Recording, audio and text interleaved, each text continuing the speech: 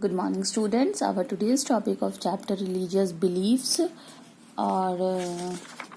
and popular movement is the Sikh Gurus. तो last class में हमने गुरु नानक और सिखिज्म के बारे में पढ़ा था, कबीर के बारे में पढ़ा था और भी बहुत सारे सेंट्स के बारे में पढ़ा था, नॉर्थ और साउथ इंडिया का। आज हम सिख गुरु के बारे में पढ़ेंगे।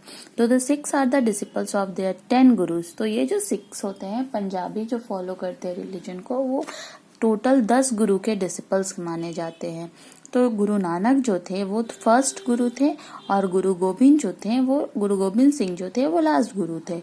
तो गुरु गोबिंद सिंह को माना जाता है कि उन्होंने फॉर्मेशन किया खालसा का, यानी प्योर 1699 में, और ये डिसिप्लिन था ब्रदरहुड की तरफ और मेंबर्स ऑफ कम्युनिटी के तरफ, जो कि तो उनको रिक्वायर था कि वो वेपन्स को अपने साथ रखे और जब कभी सच्चाई, फेथ और कम्युनिटी को बचाने की बात आए तब वो उस वेपन का यूज करे। तो जो भी मेंबर्स होते थे खालसा के, उनको 5 डिस्टिंक्टिव थिंग्स को फॉलो करना पड़ता था। पहला था कंघा, कोम, दूसरा था केश, लॉन्ग हेयर, फिर था कड़ा, आयरन बैंगल, फिर कच्छा, अ पेयर ऑफ शॉर्ट्स और किरपन यानी कि शॉर्ट और ड्रैगर।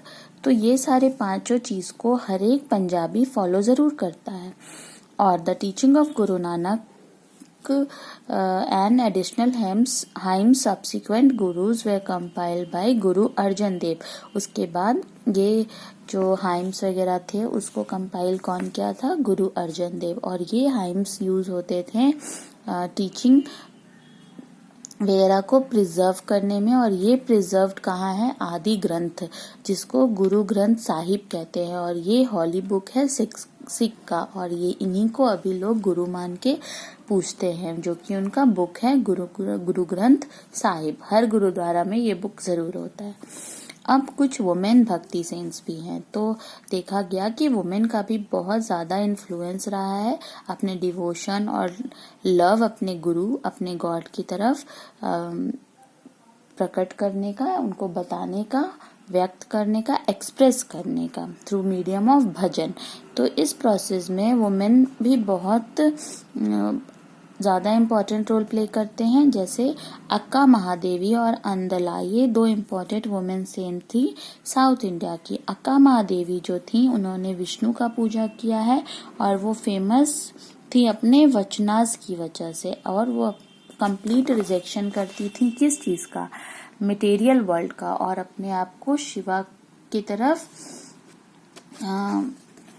सरेंडर करने को कहती थी। अंडाल जो थी वो भी एक फीमेल अलवार सेंट थी तमिलनाडु के। इनको क्रेडिटेड दिया जाता है ग्रेट तमिल वर्क तिरुपाविया और नायचार्य तिरुमोजी इन ऑनर ऑफ विष्णु के बारे में इन्होंने ये सारा ग्रेट वर्क किया, यानी लिखा। फिर सेंट जानाबाई, इनको मराठी पोएट सेंट कहा जाता है। ये एक बहुत ही लो कास्ट शूद्रा फैमिली में से बिलोंग करती थी, लेकिन ये बहुत बड़ी डिवोटी थी लॉर्ड विठला की एट पंधारपुर, और इन्होंने looking upon him as her friend and constant companion who guided her in her life. इन्होंने उनको अपना एक दोस्त की तरह माना और हर एक लाइफ के हर एक मोड़ पे लॉर्ड ने उनका सपोर्ट किया, साथ दिया। अनदर जो भक्ति सेंट है वो है गंगा सती, जो कि गुजरात से थी। इनको अपने भजन के द्वारा जाना गया।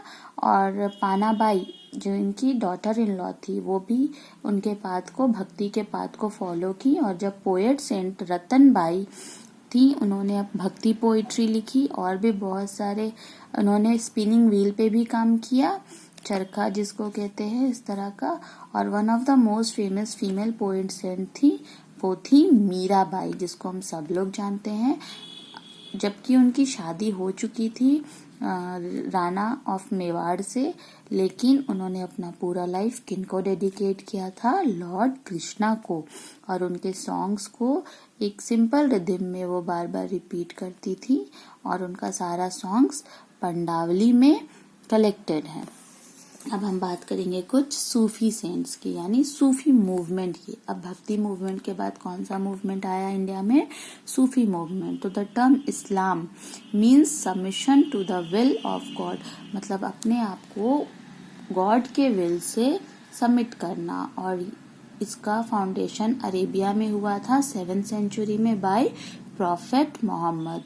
और एक fine piece of literature in Arabic language, the Quran comprises prayers, hymns and stories relating to the life and teaching of prophet। और एक बहुत ही खूबसूरत से किताब जिसमें अरबिक लैंग्वेज में प्रेयर्स और हाइम्स और स्टोरीज के द्वारा किनके लाइफ को डिस्कस किया गया है? प्रॉफिट मोहम्मद के। और उनका इंस्ट्रक्शन गिवन है कुरान में, जिसमें मुस्लिम्स को 5 times a day नमाज पढ़ना है मक्का की तरफ फेस करके।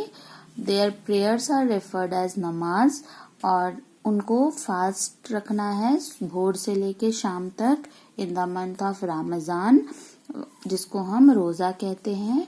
और उनको अपने लाइफ में एक बार मक्का जरूर जाना है, जो कि बर्थ प्लेस है किनका? प्रॉफिट मोहम्मद का। और at least once during a Muslim's lifetime he is known as hajj. मुस्लिम को अपने लाइफ, कोई भी मुस्लिम को अपने पूरे लाइफ में एक बार हज जरूर करना चाहिए, और अपने कमाई से उनको अपना कुछ पैसा एज जकात चैरिटी में निकालना चाहिए। और ये जो अराइवल हुआ इस्लाम का इंडिया में, वो अर्ली मिडिएवल पीरियड में हुआ, और इसको रिकॉर्डेड है ट्रैवलर अल बिरूनी के नाम से। और अरब इस्लामिक ट्रैवलर जो हैं और भी बहुत सारे ट्रेडर्स जो हैं, वो वेस्टर्न कोर्ट्स के इंडिया में आना शुरू किए 8th सेंचुरी में। और the invasion of Afghans, Turks और Mongols from the north west in 11th century led to further increase in the population of Muslim. और फिर ये सारे कंट्रीज से जो लोग आने लगे, तो इससे क्या हुआ? मुस्लिम्स का पॉपुलेशन इंडिया में धीरे धीरे बढ़ने लगा। अब सूफी मूवमेंट का ओरिजिन कहाँ से हुआ और सूफिज्म कैसे कैसे आगे की तरफ बढ़ते गया, उसको हम हमारे नेक्स्ट क्लास में देखेंगे।